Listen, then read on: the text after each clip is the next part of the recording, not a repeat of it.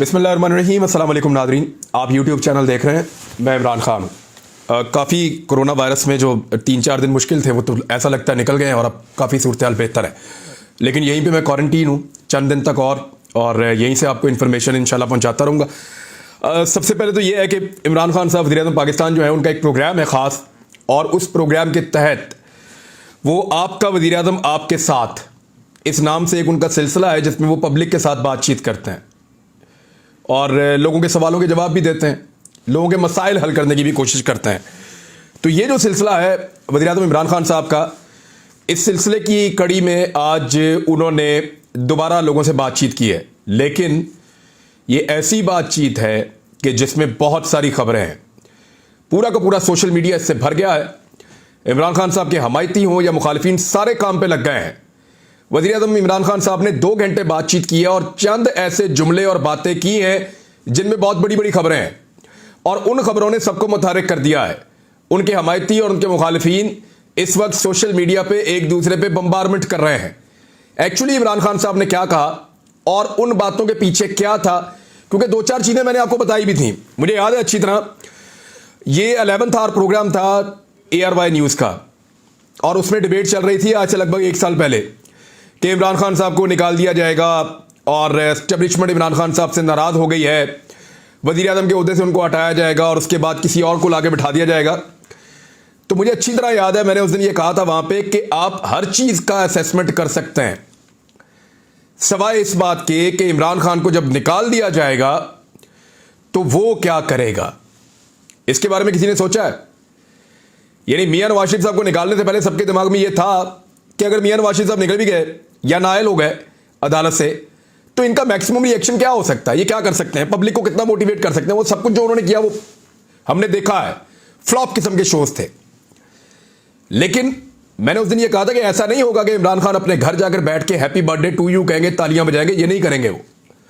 वो बहुत बड़ी चिपक है, ये मैंने वो अल्फाज इस्तेमाल किए हैं जो मैंने उस प्रोग्राम में किए थे कि पाकिस्तान की सियासी तारीख में कोई इतनी बड़ी चिपक नहीं है या इतनी बड़ी मुसीबत नहीं होगी पॉलिटिकल जितनी बड़ी इमरान खान बन जाएंगे अगर उनको ज़बरदस्ती की गई उनके साथ या उनके साथ ज्यादती की गई, और उनको ये लगा कि उनके साथ ज्यादती की गई है तो फिर वो ऐसी मुसीबत बन जाएंगे जिससे जान छुड़ाना मुश्किल हो जाएगी।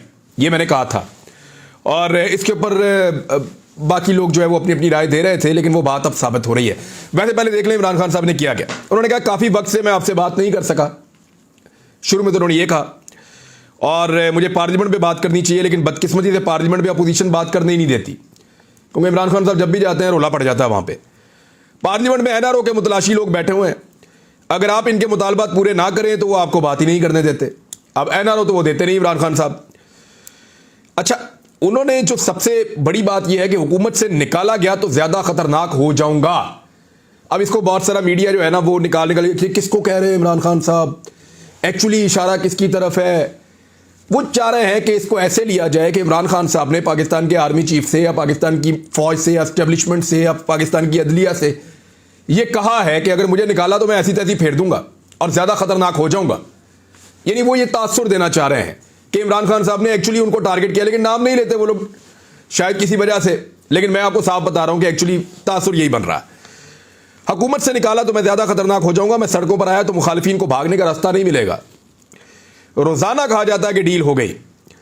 बेरोज़गार सियासतदान 3 साल से हुकूमत गिराने की कोशिश में मसरूफ़ हैं। ये सब अपनी चोरी बचाना चाहते हैं। अवाम इनके कहने पर बाहर नहीं आएंगे। हुकूमत अपनी मुद्दत पूरी करेगी, अगली बारी भी हमारी है। मैं अभी ऑफिस में बैठकर खामोशी से तमाशा देख रहा होता हूं, लेकिन अगर बाहर सड़कों पर निकल आया तो अपोजिशन को छुपने की जगह नहीं मिलेगी। 11 पार्टियों का गुलदस्ता मिलकर भी मीनारे पाकिस्तान को नहीं भर सका, और हमने मीनारे पाकिस्तान को 4 मरतबा भरा। ये बात तो ठीक है, मरीम नवाज साहबा 11 पार्टियां लेकर आई। मियां नवाज शरीफ साहब पहले मुझे क्यों निकाला पता नहीं किस किस को लेकर आए, मीनारे पाकिस्तान नहीं भरा। फजल रहमान साहब ने बड़ी ट्राइयां मारी, नहीं भरा। PTI ने वाकई मीनारे पाकिस्तान को बार बार भरा है, और हमने देखा है, मीडिया ने रिपोर्ट किया है। ये कहते हैं नवाज शरीफ लंदन से आज आ जाएगा, कल आ जाएगा। हम दुआ करते हैं कि वो किसी तरह वापस आ जाए, लेकिन वो नहीं आएगा। उसे पैसों से प्यार है। वो डील की अफवाहें इसीलिए फैला रहा है कि कहीं पार्टी ना टूट जाए, क्योंकि वो वापस नहीं आएगा। और अगर ये बात पार्टी को पता चल गई कि उसने वापस नहीं आना तो पार्टी अभी टूटने के लिए तैयार बैठी है। ये इमरान खान साहब ने कहा है, इस पर बात करते हैं। लेकिन अदलिया के बारे में भी उन्होंने एक बात की है। अब वज़ीर आज़म पाकिस्तान है, उन्होंने जो बात की है तो इसको वजन बहुत ज़्यादा देना चाहिए। अदलिया से कहता हूं मुल्क पर रहम करें। मैं तो सुबह उठता हूं जहाद के लिए कि मुल्क के गरीब के हालात बेहतर कर सकूं। निज़ाम इंसाफ के लिए मैं जहाद कर रहा हूं, लेकिन अकेला इमरान खान ये नहीं कर सकता। तमाम इदारों, अदलिया और माशरे को मिलकर साथ देना होगा। हम इसी हफ्ते पहली बार क्रिमिनल जस्टिस सिस्टम में इस्लाहात ला रहे हैं। यानी इमरान खान साहब कैसे करेंगे? अदलिया 50 रुपए के स्टाम्प पेपर पे नवाज शरीफ साहब को पाकिस्तान से बाहर उस मुल्क में भेज देती है जहां पे अदलिया की ज्यूरिसडिक्शन भी नहीं है, तो फिर इमरान खान क्या करे? 50 रुपए का स्टाम्प पेपर है। कोई ताकतवर जेलों में नजर नहीं आता। अब वक्त आ गया है कि कानून की बालादस्ती कायम हो। अदलिया से कहता हूं मुल्क पर रहम करे, इनके केसेस रोजाना की बुनियाद पर सुने। यही वो तरीका है जिससे यह मसला हल हो सकता है। रोजाना इनके केस सुने। कभी इनका वकील नहीं है, कभी किसी को कोरोना हो गया, कभी कुछ हो गया, कभी कुछ हो गया। रोजाना ये अदालतों से भागते हैं और फिर अदालतों के ऊपर एलिगेशन भी लगाते हैं। अदालतों के खिलाफ बयान हल्फी भी बनवाते हैं बरतानिया में मुबैना तौर पर, और अदालतों में जजों के ऊपर तोहमत लगाने के लिए जाली ऑडियोज भी बनवाते हैं। इस किस्म के काम करवाते हैं। फिर मीडिया में इमरान खान साहब ने तनकीद की। उन्होंने कहा पाकिस्तान में कई अच्छे सहाफ़ी भी हैं जो लोगों को शऊर और आगाही देते हैं, मगर बदकिस्मती से कुछ लोग ऐसे हैं जो सिर्फ मायूसी फैलाते हैं।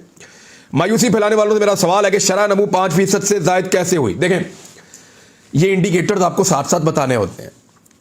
अक्सर आप देखते होंगे, मैंने कई दफ़ा आपको खबर दी है कि रेमिटेंसेस ज़्यादा हो रहे हैं। मैंने आपको बताया कि एक्सपोर्ट ज़्यादा हो रही हैं। मैंने आपको ये बताया कि फ़लाँ चीज़ें बेहतर हो रही हैं। मैंने आपको बताया कि फ़लाँ चीज़ के अंदर पाकिस्तान ने मादी से बेहतर परफॉर्म किया है। तो इसी तरह ये शरह नमू बढ़ी है ना। अब अगर अचानक एक दिन मुंह उठा के मैं आके आपको कह दूं कि पाकिस्तान में जीडीपी जो है वो 5.37% है, तो कोई भी नहीं मानेगा। तो मेरे ख्याल में पॉजिटिव और नेगेटिव खबरें साथ साथ होती हैं। जो लोग नेगेटिव खबरें देती हैं उनको भी, और जो पॉजिटिव देते हैं उनको भी। वज़ीर-ए-आज़म पाकिस्तान को मीडिया का एहतराम करना चाहिए, और मीडिया को भी चाहिए कि पॉजिटिव और नेगेटिव खबरों के अंदर जो जैसा है वैसा रिपोर्ट करें और बैलेंस क्रिएट करें। यानी मुझे लगता है कि ये चीज़ नेगेटिव है, बता देता हूँ, ये चीज़ पॉजिटिव है, बता देता हूँ। तो ये होना चाहिए। अब इसमें एक और चीज़ जो है, वो 4 बहरान इमरान खान साहब ने कहा कि पाकिस्तान को मिले हैं जब से उनकी हुकूमत आई है। पहला तो उन्होंने ये कहा कि मईशत का एक बहुत बड़ा बहरान था। पाकिस्तान तकरीबन दिवालिया था जब हम आए। रिकॉर्ड किस्म का खजाना था, बिजली का गर्दिशी कर्जा था। और दूसरा बहरान क्या था? उन्होंने कहा कि हमने मुल्क को कामयाबी से मुस्तहकम किया, कोरोना आ गया, 100 साल में दुनिया का सबसे बड़ा बहरान। तीसरा, कोरोना के बाद सप्लाई चेन मुतासर हुई, ये महंगाई का बहरान आ गया पूरी दुनिया में, वो भी पाकिस्तान तरीके इंसाफ के गले पड़ा। चौथा जो एक बहुत बड़ा बहरान है जिसको लोग नहीं समझते, वो अफगानिस्तान का बहरान है। यहां पे दुनिया भर की फोर्सेस थी, यहां पे नेटो की अफवाज थी। हर हफ्ते यहां पे $1 अरब लड़ाई के ऊपर खर्च हो रहा था। वहां से इनखला हुआ है और एक बहुत बड़ा इंसानी बहरान वहां पे खड़ा है। ये 4 बहरान किसी भी हुकूमत को नहीं मिले। वाकई में ठीक बात है कि इतना टफ माहौल, इतने बड़े बहरान इस बड़े पैमाने के ऊपर किसी हुकूमत को नहीं मिले जो इमरान खान साहब, यानी 13 से लेकर आप 18 तक देखें तो हालात बहुत अच्छे थे। 8 से लेकर 13 तक देखें तो उससे बुरे थे। यानी जो पीपल्स पार्टी को हालात मिले वो ज्यादा बुरे थे PMLN की निस्बत, लेकिन उन्होंने उसमें हुकूमत की। परवेज मुशर्रफ साहब के दौर में हालात उतने बुरे नहीं थे, सवाए शुरू के कुछ अरसे में जब 9/11 हुआ और उनको मुश्किल फैसले करने पड़े। और आखिर में भी परवेज मुशर्रफ साहब के लिए बड़ा टफ टाइम था जब अदलिया की तहरीक और बाकी चीज़ें, जो लाल मस्जिद ऑपरेशन और ये चीज़ें जब इकट्ठी हो गई तो उनके लिए और भी बहुत मुश्किल टाइम था। सद्दारती निज़ाम के ऊपर हमने कुछ वीडियोस किए हैं, तो इस पर इमरान खान साहब का मौक़िफ़ बड़ा मज़ेदार है। एक तो ये है कि एक कॉलर ने एमरजेंसी के नफाज या सद्दारती निज़ाम के हवाले से सवाल पूछा और सद्दारती निज़ाम पे इमरान खान साहब से पूछा कि आपकी इस पर क्या राय है। तो जितने भी पाकिस्तान में सियासी बोने हैं ना, जितने भी पाकिस्तान में वो लोग हैं जिनका दाव लगा हुआ है पाकिस्तान की सियासत के अंदर, जो मेरिट के ऊपर नहीं है लेकिन अपनी ताकत के और पैसे के बलबूते पे इलेक्शन जीत कर आते हैं और मिनिस्टर बन के बैठ जाते हैं और काम शाम उनको करना नहीं आता और ब्लैकमेल करके वजारतों के मजे ले रहे हैं कई कई दहाइयों से, उन लोगों के जवाब कुछ और तरह के थे। लेकिन इमरान खान साहब का जवाब कुछ और। जब उनसे सवाल किया गया तो वो हल्का सा मुस्कुरा दिए और मुल्क में सदारती निज़ाम और इमरजेंसी से मुतल्लिक सवाल पर बराह रास्त कोई जवाब नहीं दिया और कहा कि मैंने वज़ीर आज़म बनने के बाद पहली ही तकरीर में कहा था कि आपको बहुत शोर सुनने को मिलेगा कि मुल्क तबाह हो गया, ये नाअहल हैं। मैं इन घटिया लोगों के खिलाफ खड़ा होना जहाज समझता हूं। अब इसका मतलब आप समझ जाएं, पाकिस्तान का अल्टीमेट सोल्यूशन जो है वो सदारती निजाम में है। वो आज आ जाए, 10 साल के बाद आ जाए, 50 साल के बाद आ जाए, आपको यह करना पड़ेगा, क्योंकि वो निजाम इस पार्लिमानी निजाम से पाकिस्तान जैसे माहौल के अंदर बहुत बेहतर है। अपोजिशन पे तो इमरान खान साहब ने टका टका के तनकीद की। उन्होंने कहा कोई एनआरओ नहीं है, चुप बैठे, शोर मचाए, कुछ भी करें, कोई एनआरओ नहीं है। शहबाज शरीफ को मैं अपोजिशन लीडर क्या, मैं तो मुजरिम मानता हूं उसको। उनको भी फारग, मियां नवाज शरीफ साहब को कहा कि वापस आ जाए, प्लीज मियां साहब वापस आ जाए। यानी मियां नवाज शरीफ साहब की पहले तो उनकी पार्टी मिन्नतें कर रही थी, फिर वो खुद कह रहे थे मैं आ रहा हूं, अब तो वज़ीर आज़म पाकिस्तान कह रहे हैं कि आ जाए मियां साहब, वापस आ जाए। आओ तो सही। तो मियां नवाज शरीफ साहब वापस नहीं आ रहे और ना उन्होंने इतनी जल्दी आना है। मैंने अपोजिशन से कोई मफामत नहीं कर दी, कोई एनआरओ नहीं देना। ये मुझे ब्लैकमेल करने की कोशिश कर रहे थे। मुशर्रफ ने 2 बड़े खानदानों को एनआरओ देकर सबसे बड़ा जुल्म किया, बल्कि माशाल्लाह से भी बड़ा जुल्म किया। इनको लगा मैं मुशर्रफ की तरह इनको एनआरओ दे दूंगा। उन्होंने मुल्क में अफरा तफरी फैलाई हुई है। मुजरिमों से मफामत करूं तो कौम से गद्दारी करूंगा। इन 2 खानदानों को एनआरओ देना मुल्क से सबसे बड़ी गद्दारी है। शहबाज शरीफ को अपोजिशन लीडर नहीं, कौम का मुजरिम समझता हूं। शहबाज शरीफ से मिलना जुर्म को दुरुस्त समझने के मुतरादिफ है। अदालतें शहबाज शरीफ के केसेस की रोजाना की बुनियाद पर समाअत करें। शहबाज शरीफ पार्लियामेंट में 3-3 घंटे की तकरीरें करते हैं, तकरीर कम और जॉब की दरखास्त ज्यादा होती है। वो जैसे कहते हैं आप सीवी वगैरह। महंगाई पे इमरान खान साहब ने कहा कि महंगाई का मसला मेरे लिए सबसे बड़ा मसला है। ये वो एक चीज है जो कई मरतबा मुझे रातों को जगाती है।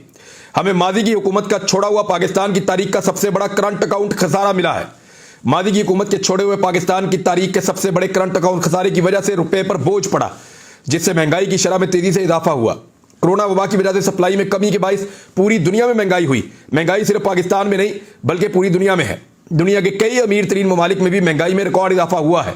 अमेरिका 40 सालों में सबसे ज्यादा महंगाई का सामना कर रहा है। 30 साल में यूरोप में कभी इतनी महंगाई नहीं हुई। बरतानिया, फ्रांस, बहुत सारे मुल्क और हैं जहां पे महंगाई में इजाफा हुआ है। पाकिस्तान में महंगाई से तनख्वाहदार तबका ज्यादा मुतासर हुआ। ये वो बात मैंने आपको पहले भी कही थी। दिहाड़ीदार तबका दिहाड़ी बढ़ गई, किसान उसकी भी आमदन बढ़ गई, जो ताजर है उसने अपने पैसे बढ़ा लिए, मुनाफा बढ़ा लिया, और जो मैन्युफैक्चरर है या जो प्रोड्यूसर है उसने अपनी चीज़ों की कीमतें बढ़ा दी, लेकिन तनख्वाहदार तबके की तनख्वाह नहीं बढ़ाई गई। इसकी वजह से सबसे ज़्यादा जो मुतासर हुआ वो तनख्वाहदार तबका हुआ है। कारपोरेट सेक्टर को अपने वर्कर की तनख्वाहें बढ़ानी चाहिए। यही बात मीडिया से भी कही जा रही थी कि मीडिया के मुनाफे में इजाफा हुआ है गुज़िश्ता चंद सालों में, खासतौर पर आखिरी 1 साल में। तो क्या मीडिया जो नुमाइंदगान है या वर्कर्स हैं उनकी तनख्वाहें बढ़ाई गई हैं 1-2 जगह को छोड़कर? नहीं बढ़ाई गई। ये बड़ा अनफॉर्चुनेट है। इमरान खान साहब ने एक और बड़ा हम अनाउंसमेंट किया है कि लॉकडाउन का इम्कान मुस्तरद कर दिया है। हमने कारोबार बंद नहीं करना, एहतियात करनी है। अवाम को ताकीद करता हूं कि मास्क पहनकर अवामी मुकामात पर जाएं ताकि अस्पतालों पर दबाव ना आए। वैसे ये लोगों को अब एहतियात करनी चाहिए कि कोरोना का ये बड़ा खौफनाक स्पेल है और एहतियात के बावजूद लोगों को ये लग रहा है, तो एहतियात को बढ़ाएं, एक दूसरे को बचाएं ताकि ज्यादा प्रेशर हमारे मेडिकल सिस्टम के ऊपर ना पड़े। और अगर आपको कोरोना खुदा न खास्ता हो गया है तो कोशिश करें अपने घर के अंदर अपने जो भी आपके टोटके हैं, जो दवाइयां हैं, उनको इस्तेमाल करते हुए, क्योंकि अब लोगों को बहुत अवेयरनेस है, तो अपने आप को खुद ठीक करने की कोशिश करें, अस्पतालों के ऊपर बोझ ना बढ़ाएं। मरियम नवाज साहिबा ने इमरान खान साहब की तकरीर के ऊपर रिएक्शन दिया। ऐसा लगता है कि 2 घंटे उन्होंने बड़े गौर से उनकी तकरीर को सुना है और सुनने के बाद उस पर रिएक्शन दिया। एक तो ये कि इमरान खान साहब अब रोने धोने और ड्रामा करने का कोई फ़ायदा नहीं, सामान उठाएं और चलते बने। जितनी देर आप इक़्तिदार से चिपके रहेंगे अपनी और आवाम की मुश्किलात में इजाफे का बायस बनेंगे। आप इबरतनाक शिकस्त खा चुके हैं। एक तो इमरान खान साहब प्राइम मिनिस्टर ऑफ पाकिस्तान है, सामान उठा के चलते बने, ऐसे जैसे मियाँ साहब चलते बने सामान उठा के चले जाने की जो रवायत है वो मरियम नवाज साहिबा की फैमिली की है। ये परवेज़ मुशर्रफ साहब के दौर में भी सामान उठाकर चले गए थे और इमरान खान साहब के दौर में भी सामान उठाकर चले गए हैं। दूसरी एक उन्होंने ट्वीट की कि आपकी धमकियों को इक़्तिदार से निकाला तो मजीद खतरनाक हो जाऊंगा। गीदर बप्पियों के सिवा कुछ नहीं है। जिस दिन आप इक़्तिदार से निकाले गए अवाम शुक्राने के नवाफिल पढ़ेंगे। ना आप नवाज शरीफ हैं जिसके पीछे अवाम खड़ी थी, ना आप बेचारे और मजलूम हैं, आप साजिशी हैं और मकाफात अमल का शिकार हुए हैं। अब इसमें मैं एक चीज़ तो बड़ी क्लियरली आपको बता दूं कि वाकई अगर इमरान खान को ज़बरदस्ती निकाला गया या उनको यह पता चला कि कोई साजिश उनके खिलाफ हुई है या कोई डील देकर किसी खानदान को लाने की कोशिश हुई है और उसी खानदान को जिसको पहले भी बहुत दफ़ा डील देकर लाया गया है, तो वाकई में इमरान खान साहब हैप्पी बर्थडे टू यू नहीं कहेंगे और वो मुसीबत बन जाएंगे। ये सबको पता है। और मीनार पाकिस्तान जो है वो आज भी चिढ़ा रहा है शरीफ खानदान को उनके लिए एक छेड़ बन चुका है कि वो इसको एक दफ़ा भी नहीं भर सके, ना अकेले, ना लोगों के साथ, ना 11 पार्टियों के साथ। और इमरान खान ने उसको 4 दफ़ा भरा है। 4 मरतबा भरने वाला आदमी जो है वो ज़्यादा ख़तरनाक हो सकता है। सारे जानते हैं ये बातें। अब तक के लिए इतने, अपना ख्याल रखिएगा, अपने इस चैनल का भी। अल्लाह हाफ़िज़।